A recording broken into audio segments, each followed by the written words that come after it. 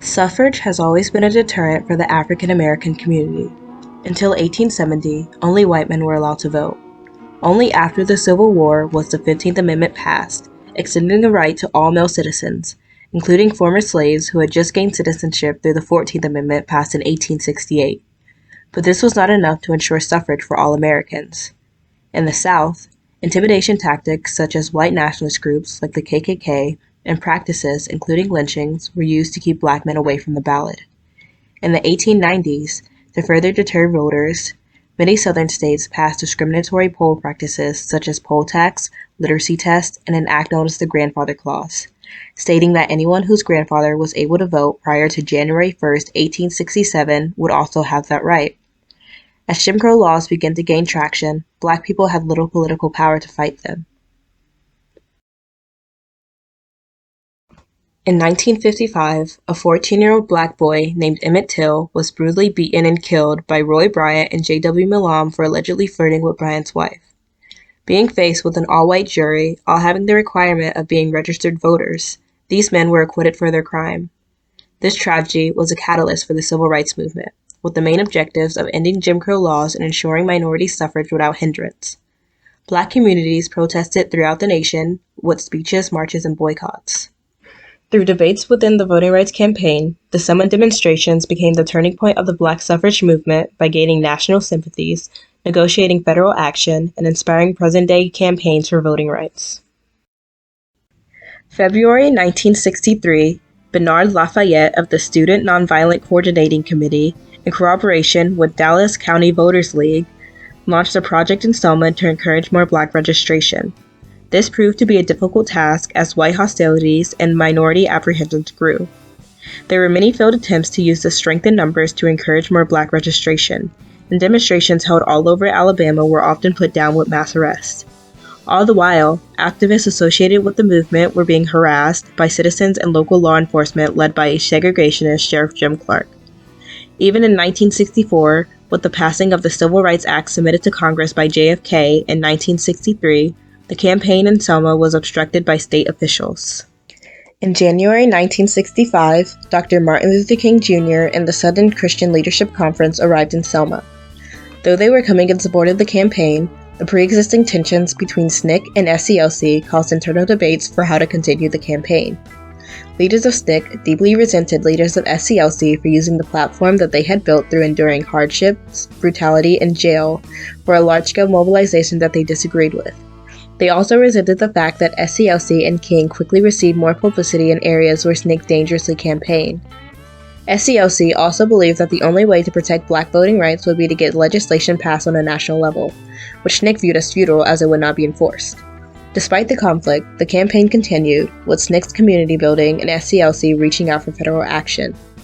Through speeches and demonstration, King encouraged citizens in Selma to continue their fight, while he reached out to President Lyndon B. Johnson to call his attention to the crisis in Selma and negotiated with him to take action.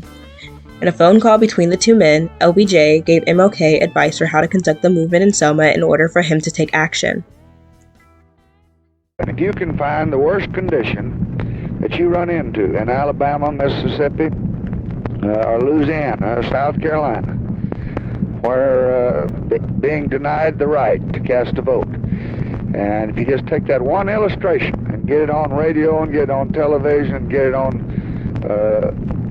in the pulpits, get it in the meetings, get it every place you can, pretty soon the fellow that didn't do anything but drive a tractor, he'll say, well, that's not right, that's not fair. And then that will help us on what we're going to shove through in the end. On February 18th, at a demonstration, Jimmy Lee Jackson, a 26-year-old black man, was shot by a posse man and died 8 days later from the wound. His tragic death was a huge agitator for the heated activists. Soon after his death, leaders James Bevel of SCLC called for a march from Selma to Montgomery to gain the attention of legislators and citizens. So, on March 7, 1965, marching from Brown Chapel and led by John Lewis and Hosea Williams, protesters marched to Edmund Pettus Bridge, where they were met with a barricade of state troopers. The troopers gave the protesters orders to turn back and leave, but they stood strong. Thus, chaos ensued. With bullwhips, billy clubs, and tear gas, troopers violently handled the protesters. Many knocked unconscious and dozens wounded, the march was forced back to the church. This catastrophe, quickly dubbed Bloody Sunday, was quickly broadcast and on display for all Americans to see. Horrified by the mistreatment inflicted by state troopers, the protest began to gain sympathies from all groups around the nation, leading to Bloody Sunday becoming a turning point of the movement. People from all over the country, as many as 2,000, came together in Selma to help the cause. After these events, President Lyndon B. Johnson enters the picture and begins to openly sympathize with protests in Selma. He begins to negotiate a Voting Rights Act to Congress. What happened in Selma is part of a far larger movement which reaches into every section and state of America. It is the effort of American Negroes to secure for themselves the full blessings of American life. Their cause must be our cause too. Because it's not just Negroes, but really it's all of us who must overcome the crippling legacy of bigotry and injustice. And we shall overcome. On March 20th, 1965, LBJ issued an executive order authorizing federal use of the Alabama National Guard as protection for the marchers. The march began on March 21st and reached Montgomery on March 25th. The protests, eventually growing into a crowd of as many as 25,000, marched day and night in sunshine and rain 54 miles all the way to Montgomery. Holding signs, singing hymns, and chanting, the spectacle of a diverse group of people linking arms and marching for the similar cause of the protection of a democratic process truly reflected the climax of diplomatic efforts of Selma's civil rights leaders since 1963. 5 months after the conclusion of the march, on August 6, 1965, Lyndon B. Johnson signed the Voting Rights Act of 1965 into law, officially placing regulations on state restrictions on voting. In the short term, the act ensured tremendous success for the Black community, reigning about 50 years after its passing.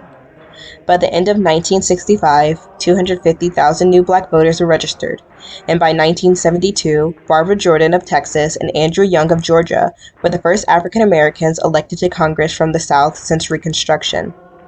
As the terms of the act continued to be reinforced by United States presidents, Black voters continued to have success in state and national elections.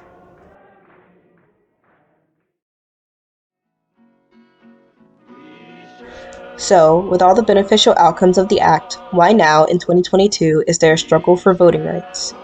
In 2013, Section 4 of the Voting Rights Act was annulled, the process of federal review being ruled unconstitutional by the Supreme Court of the United States. This allowed for, in recent years, about 400 restrictions being passed. Many of these disproportionately affect Black and Latino voters. In 2021 alone, more than 30 restrictions were passed in at least 19 states. In partnership with the family of Martin Luther King Jr., the Deliver for Voting Rights campaign urges vast number of citizens to participate in order for the objective of the protest to reach United States legislators. Their efforts directly mirror those of civil rights leaders in Selma in 1965. The Deliver for Voting Rights campaign advocates for the passing of strengthening voting rights acts, such as the John Lewis Voting Rights Act and the Freedom to Vote Act. The campaign in Selma continues to greatly influence their campaign. With similar speeches and marches, activists continued to be the voice of the movement and stressed the importance of the act to the democratic process of voting. And until the acts are passed, they will continue to negotiate for the ballot.